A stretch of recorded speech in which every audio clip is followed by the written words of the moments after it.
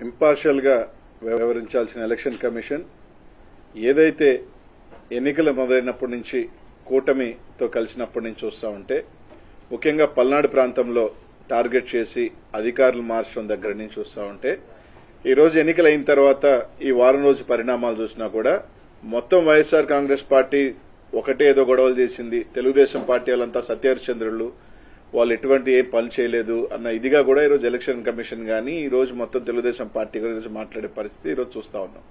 అదిగాక 13వ తారీఖు నుంచి ఈ రోజు దాకా మాచర్లో జరిగిన గొడవలు కావచ్చు, లేకపోతే పిన్నెల రామకృష్ణారెడ్డి గారి మీద వస్తున్న అపోహలు కావచ్చు, అన్నీ కూడా ఈరోజు స్పష్టంగా మేము ఒకటే చెప్పదలుచుకున్నాం.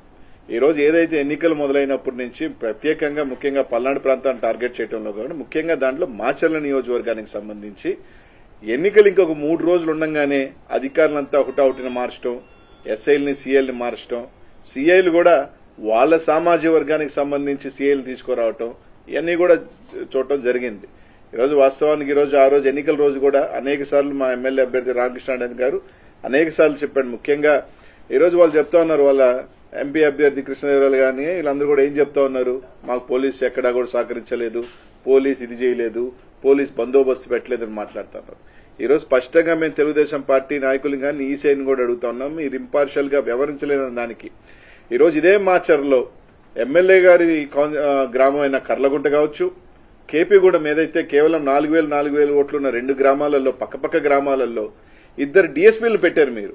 అదే ఒప్పిచెర్ల 5,000 ఓట్లున్న పక్కన తుమ్మరకోట, చింతపల్లి, పాల్వాయి గేట్ లో విపరీతంగా రిగ్గింగ్ జరుగుతా ఉంది, ఆ ప్రాంతంలో భయభ్రాంతులు చేస్తున్నారని చెప్తున్నా కూడా ఎమ్మెల్యే గారు కానీ ఎస్పీకి ఫోన్ చేసినా కానీ కనీసం స్పందించాల. ఆ రోజు స్టార్ట్ అయిన రోజు చూసుకున్నా కూడా ముట్టుకూరు గ్రామంలో ఆ రోజు ఆ తెలుగుదేశం పార్టీ వాళ్ళు పోయి ఎస్సీలని బీసీలని కొట్టడం గాని, ఈ రోజు అలాగే తుమ్మరకోట్లు అయితే దాదాపు ఈ రోజు ఈసీని అడుగుతా ఉన్నాం మేము, మీరే అన్నారు 9 దగ్గరలా ఈవీఎంలు పగలగొట్టారని. కేవలం ఒక్క రామకృష్ణారెడ్డి గారిది మాత్రమే ఎందుకు రిలీజ్ అయింది? ఈ రోజు ఎలా రిలీజ్ అయింది? మీరు రిలీజ్ చేశారా లేకపోతే ఎవరైనా రిలీజ్ చేశారా? కనీసం ఈ రోజున ఈసీ దాని మీద ఎందుకు చర్య చేపట్ల? 9 పగలగొడితే కొరవ 8 ఎందుకు రిలీజ్ కాలేదు? కొన్ని 8 సంఘటనలు ఎందుకు రిలీజ్ కాలా? ఆ ఫుటేజ్లు ఎందుకు బయటకు రాలా?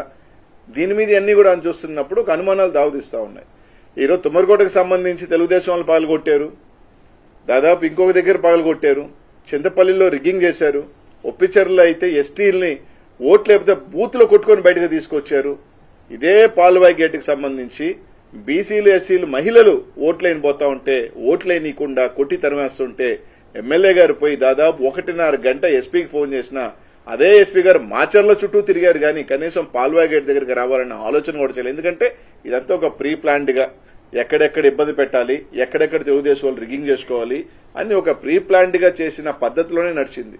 1.5 గంట సేపు ఎమ్మెల్యే గారు ఆడ నిలబడి ఈ రోజు ఎస్సీలు గాని మహిళలు గాని వచ్చి బోరుమని ఈ విధంగా మమ్మల్ని ఓట్లనేది కొట్టి తరిమేస్తున్న ఎస్పీ గారిని స్పందించకపోతే ఏ అభ్యర్థి అయినా ఎవరైనా ఏం చేస్తారు?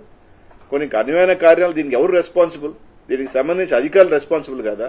ఎలక్షన్ కమిషన్ కి ఈ ప్రాంతాల్లో ఒకసారి 7 బూతుల దగ్గర పగలగొట్టేస్తే రీపోలింగ్ ఎందుకు పెట్టలేదు? మళ్ళీ అక్కడే రీపోలింగ్ ఎందుకు చేయించారు?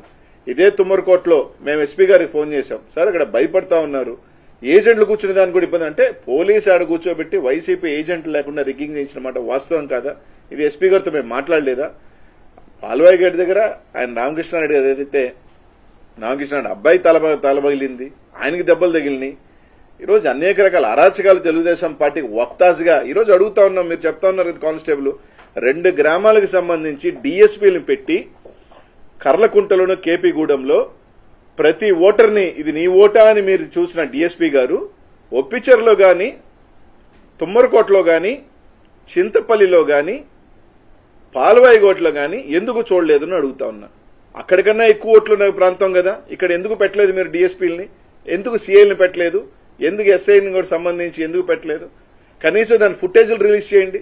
కనీసం ఈ 4 బూతులకు సంబంధించి చింతపల్లిలో ఉన్న 4 బూతులు, ఒప్పిచెర్లో ఉన్న 3 బూతులు, తుమ్మరకోటలో ఉన్న 3 బూతులను ఈసీఐ ఎలక్షన్ కమిషన్ అర్థం నిజంగా ఇంపార్షియల్ గా చేసే పని అయితే ఆ బూత్ లో రోజు జరిగిన వారి అంతా కూడా తీసి జరిగిన దాని మీద విచారణ జరిపి అవసరమైతే రీపోలింగ్ పెట్టమండి.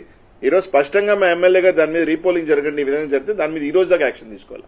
13వ తారీఖున మీరు చెప్పారు పగలగొట్టారని, 13వ తారీఖున ఎస్పీ లేరా? పోలింగ్ ఆఫీసర్ లేదా? ఆ రోజు వెబ్ కాస్టింగ్ నుంచి మీరు వీడియో ఎందుకు తొలగించలేదు? 20వ తేదీ దాకా పట్టిందా మీకు? అంటే ఎవడో రిలీజ్ చేస్తే ఫేక్ది కావచ్చు, వాట్ ఎవర్ రిలీజ్ చేశారు. అది ఎలా రిలీజ్ అయింది? ఒకటే రిలీజ్ అయింది. 9 ఏమైనాయి? 9 ఉండాలి కదా. ఆ 9 ఎందుకు రిలీజ్ చేయలేదు? అంటే వైఎస్ఆర్సీపీఏ గొడవలు చేసింది అనేది ఒక బ్లూ ప్రింట్ ఇవ్వాలన్న క్రమంలో తెలుగుదేశం పార్టీని కాపాడుతున్న మాట వాస్తవం కాదా? ఈరోజు ఎలక్షన్ కమిషన్ ఈరోజు దాదాపు అదే కారంపూడిలో ఎన్నికలైపోయిన తర్వాత పోతురాజుగుంటలో బుడగజంగాల మీద, పేదల బుడగజంగాల ఇళ్ల మీద దాడి చేసి టీవీలతో సహా ఎత్తుకోపోయిన సంఘటనలు వాస్తవం కదా. ఇవన్నీ ఎందుకు ఇది చేయట్లేదు? ఈరోజు కేవలం మేము అడుగుతా ఉన్నాం, ఈ 4 గ్రామాలకు సంబంధించి మీరు ఫుటేజ్ రిలీజ్ చేయండి. ఒప్పిచర్ల కావచ్చు, చింతపల్లి కావచ్చు, తుమ్మరకోట కావచ్చు, పాల్వాయి గేటుకు సంబంధించి ఏదైతే మీరు చెప్తున్నారు ఎమ్మెల్యే గారు పగలగొట్టారని చెప్తున్నది కాకుండా కొరవ దగ్గర పగలగొట్టిన ఈవీఎంలన్నీ పగలగొట్టిన అన్ని ఫుటేజీలు రిలీజ్ చేయండి. ఆ రోజు పోలింగ్ జరిగిన సరళి కూడా మీరు రిలీజ్ చేయండి. ఖచ్చితంగా దాంట్లో రిగ్గింగ్ జరిగిన మాట వాస్తవం కదా, పోలీసు అండదండలతో జరిగిన మాట వాస్తవం కదా అని అడుగుతా ఉన్నా. ఇదే ఎమ్మెల్యే గ్రామంలో ఒక డీఎస్పీ గారు జగదీష్ గారిని పొద్దున్న సాయంకాలం దాకా పెట్టారే, కేపీగూడెంలో పెట్టారే, పెట్టి ప్రతి ఓటర్ని ఇది నువ్వు కరెక్ట్ ఓటరా అని చెప్పి వెరిఫై చేశారే. ఈ గ్రామాల్లో ఎందుకు పెట్టలేదు?